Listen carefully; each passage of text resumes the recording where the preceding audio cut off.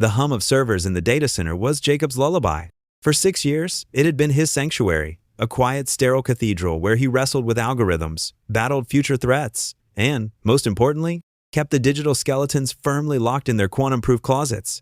He was the company's cryptographer, a role about as glamorous as a janitor's mop, and about as visible. He spoke the language of bits and bytes, of keys and hashes, a dialect understood by precisely 0 executives.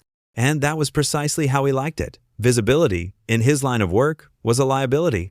His real contribution was the invisible shield he was meticulously constructing, a fortress designed to withstand the coming storm. Post-quantum cryptography. The phrase itself sounded like something out of a sci-fi novel, and for most of the C-suite, it might as well have been. They were too busy chasing the ephemeral shine of AI integration, the fleeting promise of blockchain solutions that would be obsolete before the ink on the press release dried. They spoke in buzzwords, their minds flitting from one shiny new trend to the next like a hummingbird on a triple espresso. Jacob, meanwhile, was down in the trenches, laying the foundation for an era they couldn't even comprehend. He was building a digital ark, and they were arguing about the upholstery. His boss, Victor, was the epitome of this corporate myopia. Victor was a man who wore his title like a cheap suit, ill-fitting, over-accessorized, and entirely ornamental. His meetings were legendary not for their substance, but for their sheer, unadulterated emptiness. He'd enter a room with the swagger of a conquering hero, armed with a PowerPoint deck featuring more stock photos than actual data, and proceed to pontificate for an hour about synergy, disruption, and leveraging paradigms. He rarely remembered names, even less often faces, and the concept of understanding a single line of code was as alien to him as the notion of personal accountability. Jacob's latest project, the post-quantum encryption implementation, had been met with the usual victory and indifference. He presented the findings, the simulations, the projected risks of a quantum break, a future where their most sensitive data would be as exposed as a streaker at a wedding. He'd explain, patiently, about Shor's algorithm and Grover's algorithm, about the imminent obsolescence of current encryption standards. He'd even brought in a consultant, a wizened old professor who looked like he'd personally invented the internet, to lend gravitas. Victor had listened, or rather, he'd nodded along, his eyes glazing over as if watching a particularly tedious nature documentary. Then, he'd leaned back, adjusted his impossibly crisp tie, and delivered his verdict. "Look, Jacob," Victor had said, his voice dripping with the manufactured empathy of a bad politician, "I appreciate the effort, truly, but these quantum things, they sound expensive. Very expensive. And frankly, we're on a tight budget this quarter. We need to focus on deliverables, on tangible results. This feels like speculative research, unnecessary costs." Jacob had blinked. He felt a familiar coldness creep into his gut. Unnecessary costs? The very data that comprised their entire company, their client lists, their financial records, their proprietary algorithms, the very things that made them valuable, were being left as vulnerable as a fresh-baked pie on an open windowsill. "Victor," Jacob had begun, his voice carefully controlled, "the cost of not implementing this will be astronomically higher. We're talking about catastrophic data breaches, complete loss of intellectual property. In a few years, our current systems will be as secure as a screen door in a hurricane." Victor had waved a dismissive hand, as if swatting away a particularly annoying fly. "Screen doors? Hurricanes? Apples and oranges, Jacob? We're agile. We'll adapt when the time comes. Besides," he'd added, a glint of something akin to triumph in his eye, "we're cutting back on R&D that isn't directly aligned with Q3 targets. So, consider this initiative shelved, permanently." And then, the words that had landed like a gut punch, delivered with the casual cruelty of a child kicking an anthill. "And, Jacob, to be frank, your role in this advanced research area is becoming redundant. We're streamlining, so we'll be needing to let you go, effective immediately. HR will be in touch regarding severance." The silence that followed was deafening. It wasn't the quiet of contemplation, it was the void where professional courtesy and basic foresight used to reside. Jacob looked at Victor, at the man who had just torpedoed the company's future security for the sake of a quarterly report, and felt a strange, unsettling calm. It was the calm of someone who had just realized they were holding all the cards, and their opponent didn't even know the game had started.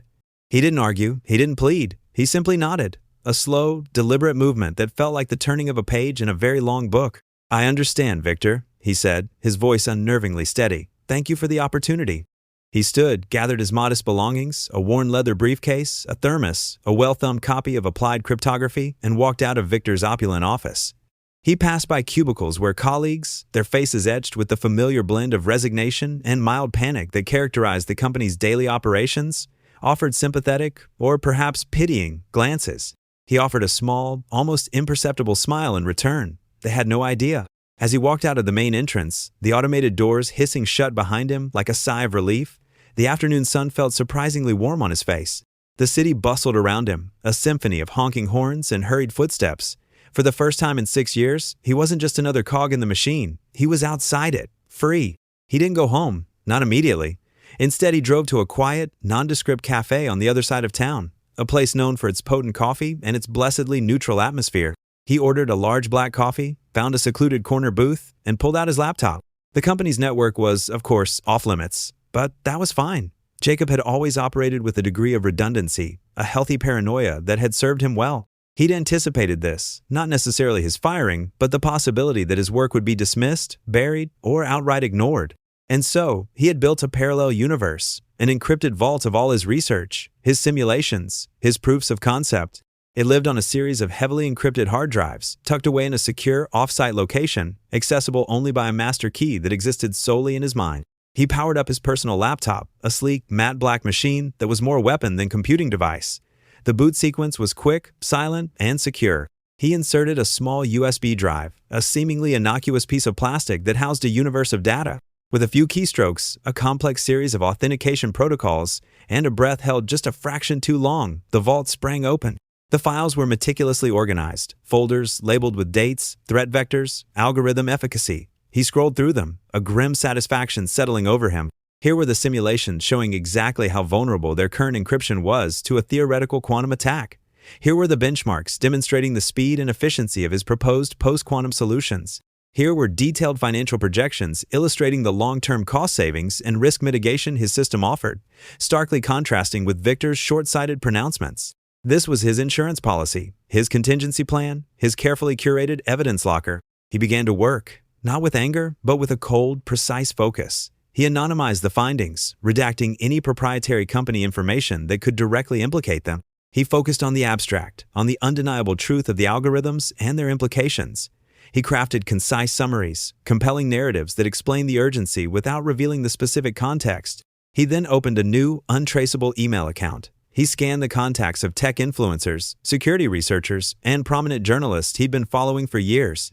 People who understood the stakes, who respected the science, who had the platform to amplify his message. He started with a few, sending out carefully worded pitches, teasers designed to pique interest and generate curiosity. He used the hashtag number post-quantum-crypto, a beacon in the digital wilderness, a signal to those who knew what to look for. He sent out the first batch of emails, then a second, then a third. He watched the network traffic on his laptop, a subtle, almost imperceptible increase in activity from certain high-profile accounts. He saw likes, retweets, and the beginnings of discussions. The seeds of doubt were being sown. By the time he finished his second cup of coffee, the sun was beginning to dip below the horizon, casting long shadows across the cafe. He closed his laptop, the screen going dark, taking with it the digital ghost of his former employer's impending doom. He paid his bill, leaving a generous tip, and walked out into the twilight. Victor thought he was cutting costs, trimming the fat. He thought he was making a decisive, executive move. He was. He was just cutting off the wrong limb. Jacob, the invisible backbone, the quiet custodian of the digital future, was now a ghost in the machine. But ghosts, as history has shown, can haunt. And this ghost was just beginning to stir.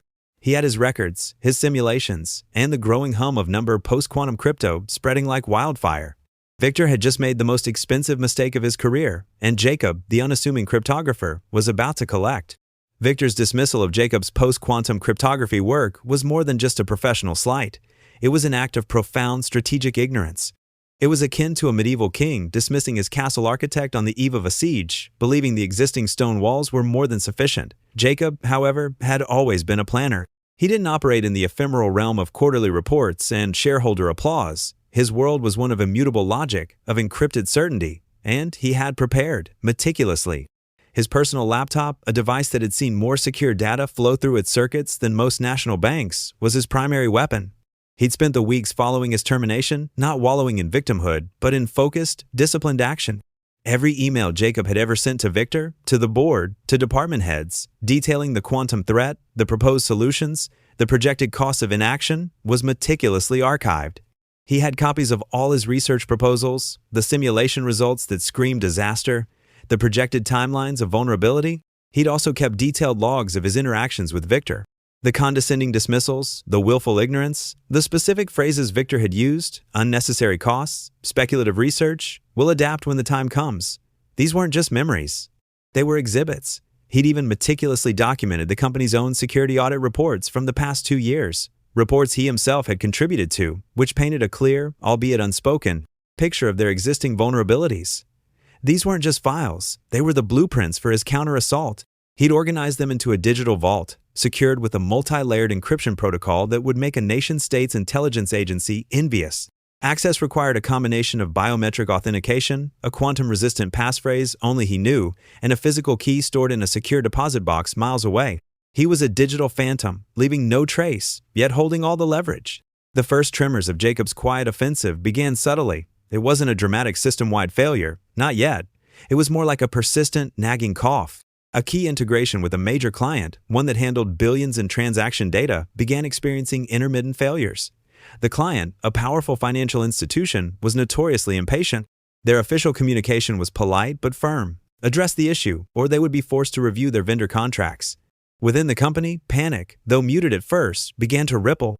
The IT department, once a well-oiled machine under Jacob's unseen guidance, found themselves wrestling with unfamiliar error codes. The network engineers, accustomed to Jacob's preemptive fixes for potential quantum vulnerabilities, were now staring at anomalies they couldn't categorize. Their usual go-to person, the cryptographer who understood the deeper architecture, was gone. Whispers started in the break rooms and on internal chat channels. Anyone seen Jacob? Is it still down? The Zero client is calling again, and they're not happy. Jacob received a few panicked text messages from former colleagues. Dude, what's going on with the servers? They're saying we might lose Zero. You got any ideas? He responded with polite, vague apologies, claiming he was completely out of the loop and wishing them luck. He was enjoying this, a morbid satisfaction settling in his chest. They wanted to cut costs. They were about to pay dearly for it. Victor, of course, remained oblivious for a while. He was in his element, holding an emergency meeting, blaming the IT team for a lapse in oversight, and demanding a quick fix. He was probably planning another round of layoffs to streamline operations further, all while his company's digital foundations began to crumble. Then came the second domino. A routine security audit, this one initiated by an external regulatory body, flagged a critical vulnerability, not in their day-to-day operations, but in the underlying encryption protocols. The auditors, armed with generic tools, couldn't pinpoint the exact nature of the threat, but they knew it was significant. Their report, marked urgent, landed on Victor's desk, demanding immediate remediation. Victor, reading the report, felt a prickle of unease. "Quantum threat?" he muttered, his eyes scanning the jargon. He vaguely recalled Jacob mentioning something about it. He called for the head of IT, a capable but overwhelmed man named Mark. "Mark, this report, it's about quantum. Jacob mentioned this, didn't he?" Victor asked, his voice tinged with something that sounded suspiciously like fear. Mark shifted uncomfortably. "Yes, Victor. Jacob's entire focus was on developing post-quantum encryption. He warned us, extensively, about the vulnerabilities in our current systems. He presented solutions, but, you know." Victor's face tightened. "Solutions? What solutions? Why wasn't this addressed?" Mark hesitated. He was let go, citing costs. Victor's knuckles turned white as he gripped the edge of his desk. He remembered the dismissal, the dismissive wave of his hand. Unnecessary costs. The irony was so thick it was almost palpable. He had prioritized short-term savings over long-term survival. The real trap sprung a few days later. Jacob, from his quiet cafe vantage point, decided it was time for the subtle nudge to become a shove. He didn't want to cause outright chaos. Not yet. He wanted to orchestrate a scenario where the company would have to engage him, to beg for his expertise. He sent a single, carefully worded email. It wasn't addressed to Victor or to the IT department. It was addressed to the regulatory body that had issued the security audit and to the legal counsel of the Zero client. He also CC'd the company's general counsel, a man named David, who was known for his meticulous nature and his aversion to reputational damage. The subject line was innocuous: inquiry regarding encryption standards and data security. The body of the email was brief and to the point. To whom it may concern, it began, "I am writing to follow up on the recent security audit report identified as Audit Report Number. As the former lead cryptographer responsible for the company's advanced security infrastructure, I feel it is my professional obligation to provide further context regarding the critical vulnerabilities identified. My research, conducted over several years, conclusively demonstrates that the company's current encryption protocols are susceptible to a significant quantum computing threat, a risk that has been extensively documented and communicated internally prior to my departure. I have compiled comprehensive data and mitigation strategies that address these specific findings, and I am prepared to share them should a formal request be made by authorized parties or should the company indicate a willingness to revisit its security posture. I trust this matter will be given the urgent attention it warrants." He then attached a single, anonymized document. It was a summary of his findings, a high-level overview of the quantum threat, and a statistical projection of data compromise rates, all presented with irrefutable technical accuracy. Crucially, it contained no proprietary company information, but it clearly linked the identified vulnerabilities to the company's existing infrastructure without naming them directly. It was a breadcrumb trail leading straight to their impending disaster. Jacob hit send. He watched the sent folder, a small, almost imperceptible smile playing on his lips. The trap was set. The company, drowning in its own ignorance and Victor's short-sightedness, was about to realize just how much it had lost. They thought they were saving money by cutting him loose. They had no idea they had just signed a blank check for a catastrophic reckoning. The quiet hum of his personal laptop was the only sound, a prelude to the storm that was about to break. The email from Jacob, innocuous on its surface, acted like a detonator. The regulatory body, already concerned by the audit, treated it as a critical piece of corroborating evidence. The Zero client, their multi-billion-dollar transaction pipeline suddenly facing an existential quantum threat, saw it as a red flag waving frantically. They initiated an immediate review of their contract, and their legal team started drafting termination notices. Within the company, chaos erupted. Victor, initially dismissive, found himself facing a barrage of frantic calls from the board and their legal counsel. Mark, the head of IT, was pale, his team working around the clock to patch vulnerabilities they barely understood, under the looming threat of litigation.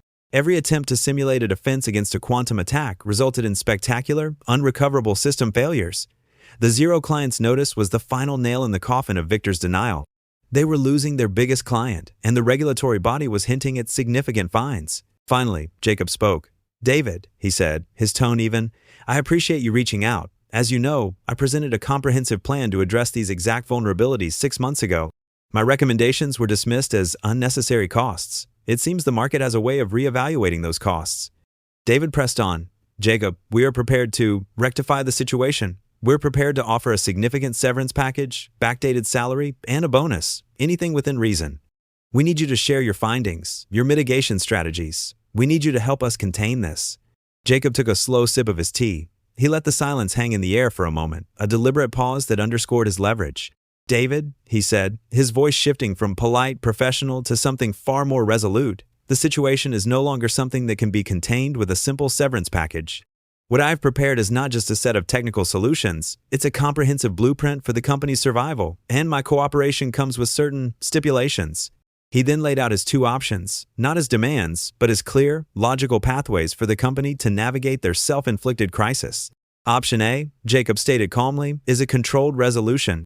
The company reinstates me as Chief Information Security Officer with a renewed mandate and the full authority to implement the post-quantum security architecture I designed. This includes immediate upgrades to all critical systems and a complete overhaul of our encryption protocols. My compensation will reflect the critical nature of this role and the damages averted, with a significant bonus upon successful implementation. As part of this agreement, Victor Sterling will tender his resignation, effective immediately, acknowledging his responsibility for this crisis. This path ensures minimal disruption to operations and preserves the company's reputation. David listened, his face a mask of grim calculation. He knew option A was the only way to salvage anything. "And option B?" David prompted, his voice barely a whisper.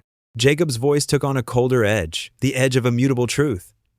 "Option B is the nuclear option. If the company chooses not to accept my terms, or if Victor Sterling refuses to step down, I will formally present all my documented evidence, including Victor's own dismissals of my warnings, the evidence of his willful ignorance, and the undeniable proof of the company's critical vulnerabilities, to the regulatory body, to Zero's legal team, and to any other relevant oversight committee. This will trigger a full-scale investigation, likely resulting in massive fines, a complete loss of client trust, and an irreparable blow to the company's market value. The resulting financial and reputational damage will be incalculable. The shareholders will demand accountability, and it will not land on Victor alone." The weight of Jacob's words settled over David like a shroud. He understood. This wasn't about revenge for Jacob. It was about ensuring a future where such ignorance was no longer tolerated. It was about setting a precedent. After a tense, silent deliberation, David spoke again. "Jacob, we will proceed with option A." His voice was heavy with resignation, but also with a sliver of relief. The alternative was unthinkable. The fallout was swift and decisive. Victor Sterling, blindsided and cornered, was forced to resign. The announcement was couched in vague terms of strategic realignment and pursuing new opportunities. But everyone knew the truth.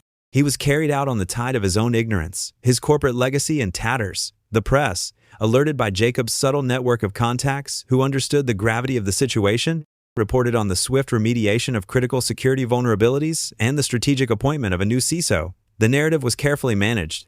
But the underlying cause, Victor's disastrous short-sightedness, was not lost on those who mattered. Jacob, no longer a ghost in the machine, returned as the CISO. He walked back into the building not with triumph, but with the quiet authority of someone who had anticipated this moment. His bonus was substantial, a tangible reminder of the cost of his dismissal. His first act was to initiate the comprehensive post-quantum security overhaul, his fingers flying across keyboards, his mind sharp and focused. The hum of the servers, once his lullaby, was now the soundtrack to his command. The company, though shaken, was on a path to recovery. They had dodged a bullet, a massive, company-ending bullet, thanks to the foresight and meticulous preparation of the man they had so carelessly discarded. The panic subsided, replaced by a renewed, albeit expensive, respect for true expertise. As for Victor, he disappeared from the corporate scene, his name fading into the annals of cautionary tales. His brief reign of arrogance had culminated in his swift and ignominious downfall. Jacob, meanwhile, found a quiet satisfaction in his new role. He had not sought revenge for its own sake, but for the principle of it. He had proven that intellectual integrity, when coupled with strategic foresight and meticulous documentation, could be the most powerful weapon of all. He had turned a dismissal into a masterclass, a corporate blunder into a decisive checkmate. If watching corporate hubris meet its match and seeing intellectual rigor prevail resonates with you, consider giving this video a like and subscribing for more tales of corporate justice served cold. Because sometimes, the most devastating consequences are the quietest ones. The digital ark had been built, the storm had been weathered, and the architect, finally recognized, was at the helm. The future, once threatened, was now secure.